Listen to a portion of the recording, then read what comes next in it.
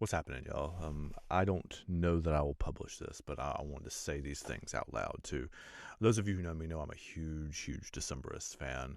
I think Castaways and Cutouts and Her Majesty and all of the records all the way through, really, The King is Dead are masterworks, really. And hopefully, Coop and I will get to talk about at least one of them, or maybe Her Majesty or Picaresque, during our Grammy thing. That's how good I think they are.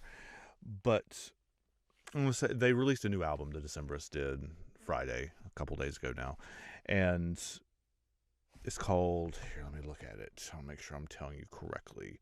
It's called "As It Ever Was, So It Will Be Again," and like most of the albums that I've heard in the last couple years by people who put out their first records, or bands that I loved, or artists that I love that put out their first records the 90s, early 2000s ish times.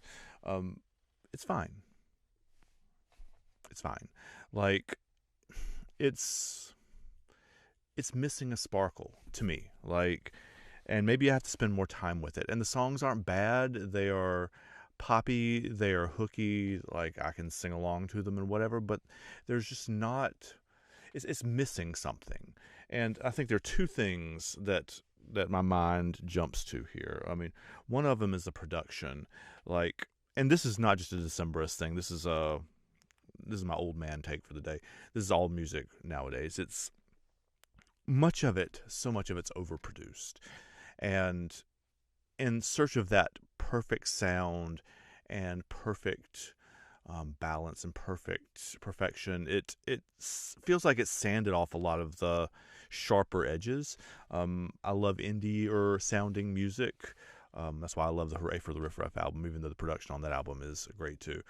Um, it it doesn't have moments of imperfection, but it has moments that are like sharper and capture your ear. And this, I don't want to use the word muddy for it, but it's not, it doesn't jump off the page at me in the same kind of way.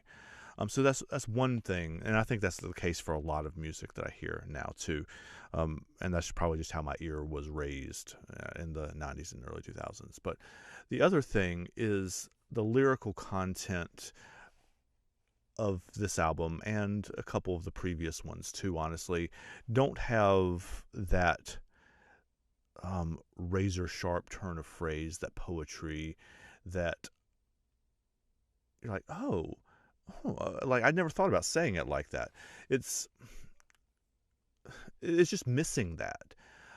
It doesn't have that kind of sharpness to it. Listen to the lyrics of Grace Cathedral Hill to start with. Like, this is from Castaways and Cutouts, their first album.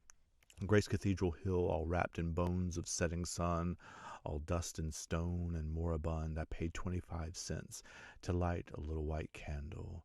For a New Year's Day I sat and watched it burn away, then turned and weaved through slow decay. We were both a little hungry, so we went to get a hot dog. Down to Hyde Street Pier, the light was slight and disappeared. The air it stunk of fish and beer. We heard a Superman trumpet play the national anthem. Like that, to me, as a poem, forget the song. The song is gorgeous, but forget the song for a second. That poetry is just, it's just beautiful. It grabs you, right? And Colin Malloy used to have, for me, turns of phrase like that in basically every song that he had. And maybe there are in this album, and I'm just not catching them or not paying close enough attention. But there's not ones that are grabbing me the same way.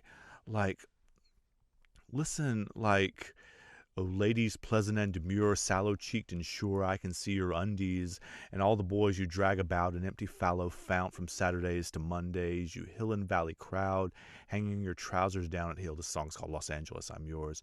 "This is the realest thing as ancient choirs sing, a dozen blushing cherubs wheel above, Los Angeles, my love." And "Oh, what a rush of ripe elan, languor on divans," he says, "dalliant and dainty.